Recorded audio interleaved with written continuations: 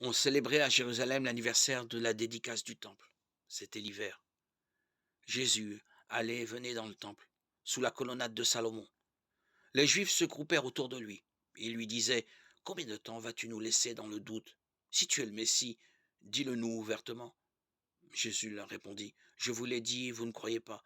Les œuvres que je fais au nom de mon Père, voilà ce qui me rend témoignage.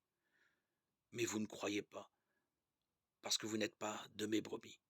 Mes brebis écoutent ma voix. Moi, je les connais et elles me suivent. Je leur donne la vie éternelle. Jamais elles ne périront. Personne ne les arrachera de ma main. Mon Père qui me les a donnés est plus grand que tout, et personne ne peut rien arracher de la main du Père. Le Père et moi, nous sommes un. Les Juifs allèrent de nouveau chercher des pierres pour lapider Jésus. Celui-ci prit la parole. J'ai multiplié sous vos yeux les œuvres bonnes de la part du Père. Pour laquelle voulez-vous me lapider? Les Juifs lui répondirent: Ce n'est pas pour une œuvre bonne que nous voulons te lapider, c'est parce que tu blasphèmes. Tu n'es qu'un homme et tu prétends être Dieu. Jésus leur répliqua: Il est écrit dans votre loi, j'ai dit, vous êtes des dieux. Donc, ceux à qui la parole de Dieu s'adressait, la loi les appelle des dieux, et l'écriture ne peut pas être abolie.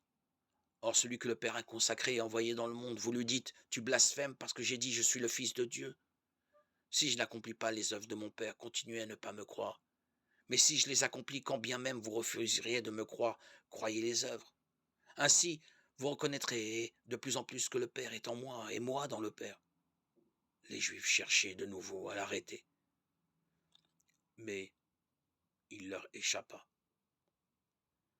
Il repartit pour la Transjordanie, à l'endroit où Jean avait commencé à baptiser, et il y demeura. Beaucoup vinrent à lui en déclarant: Jean n'a pas accompli de signe, mais tout ce qu'il a dit au sujet de celui-ci était vrai. Et à cet endroit, beaucoup crurent en lui. Jean 10, 22-42.